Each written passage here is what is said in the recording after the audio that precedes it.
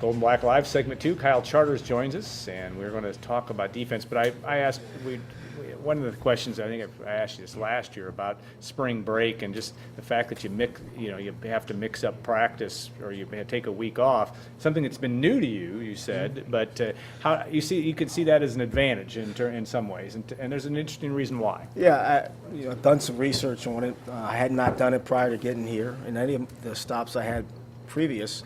But the thing that I'm finding out is our guys are staying more healthy, and because you can space it out over a 5-week period as opposed to crunching 15 practices over 4 weeks. Mm-hmm. So you don't have to practice 4 days a week. And then, at the end of the week, your guys are beat up and sore. You may not get the amount of effort that you need to get. But we're able to practice 3 times or 2 times a week over this 5-week period, and it's been really good. And you get more meeting time. I think that you get better quality meetings and you get better lifts at this time when they're not as beat up. So it's been good for us. Yeah, interesting. Let's talk a little defensive side of the ball. I like some defense. You like defense? I love defense. It wins championships. Yeah, it does. That's what I hear. Championships. So what do you think about the defense through the first 5 games, 5 practices? Well, I think that we're really good inside at our tackle positions. I think there's 4 guys there. I think the guy that's made the biggest leap on our football team is the Michael Rouse guy. Mm-hmm. He's really shown that he's bought in and he's doing all the things that we've asked him to do. He's a big body that can push the pocket. So you got those 4 guys with Jake and Rajan and Ryan Watson and Michael. Mm-hmm.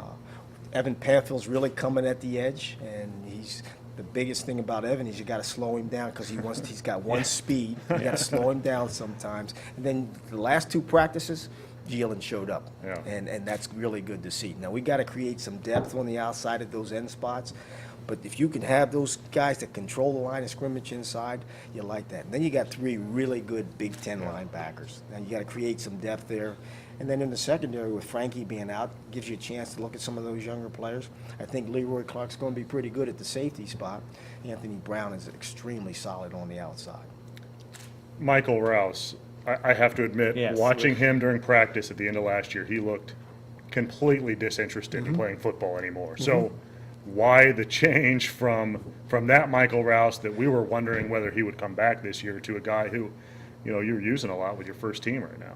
This is not the first time I've seen it. Yeah. You see it sometimes, guys, it finally clicks in that this is my last year of football. And he has made a 180-degree turn for us. And that's the best thing that could have happened to Purdue defense. Yeah. And the guy that he came in with, he's good student and came in with some things that he brought to the table. Is that sometimes what it takes for a guy to make it, to make that transposition or making that leap to, maybe not playing again? To they have to intellectually get it. Is that as much of it as anything, or is it? I think that's sometimes some of the case some of the time, but I don't think that was the case with Michael. I think a big thing in getting people to perform for you is trust, and I think it took this long for him to trust us, and I think that's probably the biggest thing, that he was saying, okay, here I am, use me for what I am. Yeah, good answer. You mentioned your linebackers. Is that the biggest, since you got here, the biggest position group that's improved? I mean, it was, when you arrived, they were mediocre, maybe as a challenged as a group is a good way to put it. I mean, but now, like you said, it seems like you have at least 3 guys and probably could use some more depth there. But you have 3 guys who you probably feel like are match up against some other Big Ten schools. Wouldn't trade them for the world, those 3 guys. And you're right, when we first got here, that was a major concern. And you just wonder who can step up, can you find one guy to be a guy that can be pretty solid. But now you have 3 guys in there, and 2 of them are 250 plus. One of them's 235 and can run like a deer. And they're all, under Coach Freeman's tutelage, really starting to understand the game. And they're still, 2 of them are really young. But that's an exciting group. If we can keep them healthy, that'll be a really good group. Yeah. You mentioned Jalen earlier. You need somebody to be a pass rusher. To me, sometimes I look at Jalen, I see raw talent there, but sometimes not always a lot of knowing what he's doing a little bit. But you feel like he's coming along, and secondarily, maybe you feel like it was a good plan to have him wrestle and run track, or were we pretty adamant with him when he did that he needed to focus in on football as much as he possibly could? Well, I thought for him to be the best that he could be for us in 2015, that he had to get locked in after he stopped wrestling, after he stopped throwing the shot in track. He's pretty special because he's got a great get off and he is so strong. Yeah. We have to get him to play at a consistent level, but he could be different. He reminds me of the guy that he's playing for the Steelers right now. James Harrison. Harrison. Yeah. That's who he reminds. When he's playing at the speed that he's capable of playing at. That guy's pretty good. He's very good. He's very good. Jalen is such a strong personality. I mean, a guy that can do that, to be able to wrestle, be able to, he's a freshman academically and coming in and be able to handle all that. It makes him a unique person. That's the thing that we always forget, that he looks so much older. Yeah. And it feels like he's been here for 4 years, but we got to keep reminding ourselves that this guy he's young. He hasn't played a whole lot of football. Yeah. And just keep developing, because he's not ready to go today, but by the time August and September roll around, he'll be ready to go. With the offense, you tweak some things. You tweak the tempo a little bit, and maybe some other things. With the defense, is there anything you play the same, generally schematically, as you did a year ago, or any, from what you can tell me, any tweaks to what you might do? Well, I think the one thing that we're doing differently as a defense that I think will help us, and the people outside the building can't see this, is I thought that we needed to start every single meeting with each coach talking about that installation of that defense. So if it was a 4-3 front for that day with cover 4, I wanted each of the components of the defense to hear what the other guys were doing. And I think that's helped understand where your help is coming from. All right. That's been really good for us. When you guys came in and had the rush end position, originally to Jack, we anticipated seeing that guy more mobile around your defense, lining up in different spots. Is that part of this defense that we just haven't seen yet? Or is a majority of what you plan to do use him as a defensive end? We'd like for him to be the rush, Yeah. to rush the passer, but he has to be able, in those zone blitzes, be able to drop into drop. coverage, yes. A question about, we talked about Howard a little bit, but his conditioning from last year.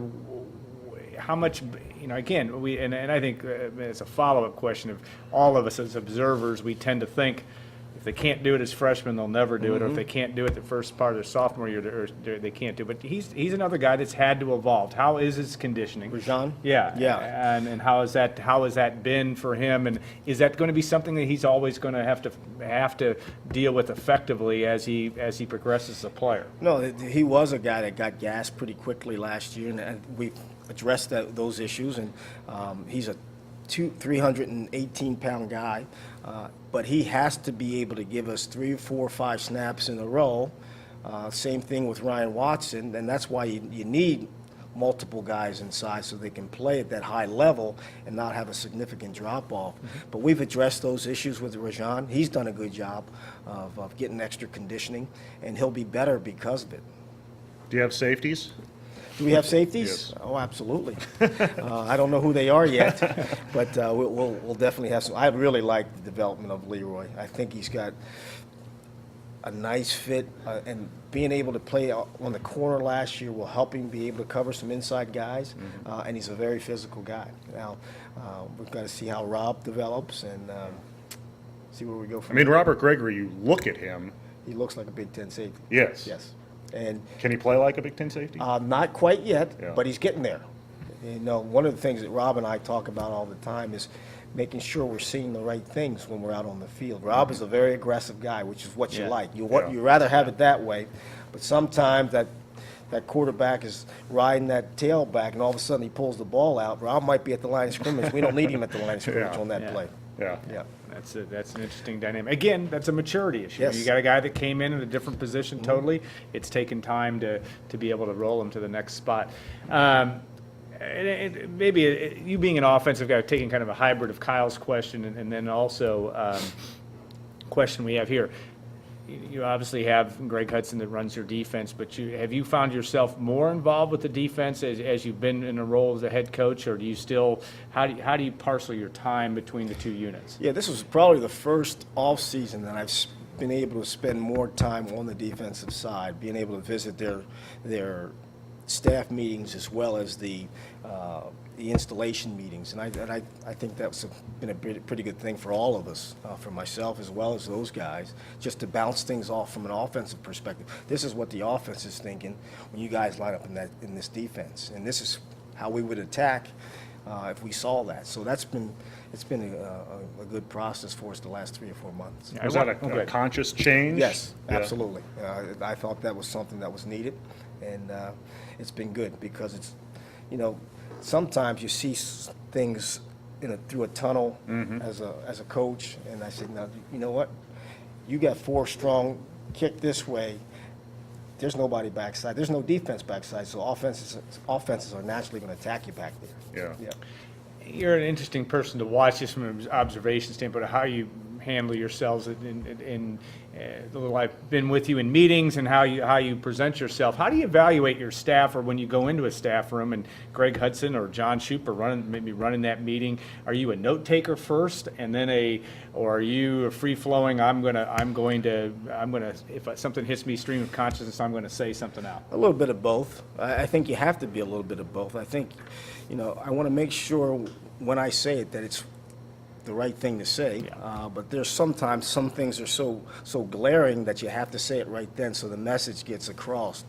For example, we had a really good practice yesterday we were out there for 22, 23 periods, and period 23 was not very good.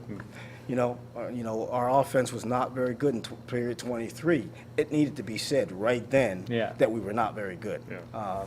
Now, we went back. I took notes on a lot of the specific things that we revisited today with Coach Shoup. I brought him in and some of those other guys. But sometimes things need to be said right when they happen, and sometimes you got to go back and look at the film. Has the notion of, one of your mantras has been about being, perfect and finishing every drill out to the pot. Does that present a challenge from a coaching staff? What is perfect enough, and from your perspective?